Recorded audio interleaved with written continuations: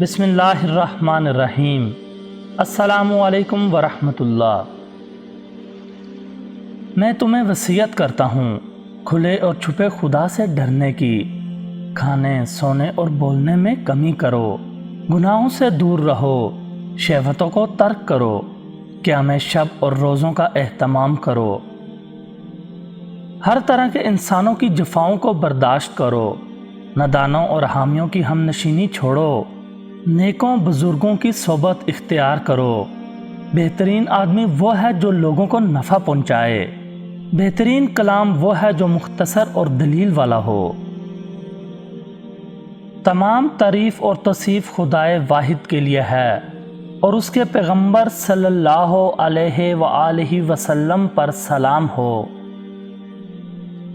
کامل عقل مند وہ ہوتا ہے جو نور باطن حاصل کر لے اور دوسروں کا پیشوا بنے اور اپنے نور کا تابع اور پیرو ہو۔ دیکھو، عقل ایک لامحدود سمندر ہے، لیکن اس سمندر کے لیے غوطہ خور چاہیے۔ ہماری صورتیں اس شیریں سمندر میں اس طرح دوڑ رہی ہیں جیسے پانی کی سطح پر پیالے۔ پیالہ جب تک بھرا نہیں تیرتا رہے گا، جب بھر جائے تو ڈوب جائے گا۔ عقل چھپی ہوئی چیز ہے اور عالم ظاہر ہے۔ ہماری صورت ایک موج ہے۔ صورت کسی موجود متعین کو وسیلہ بنا لیتی ہے، اس وسیلے کی وجہ سے سمندر اس کو دور پھینک دیتا ہے۔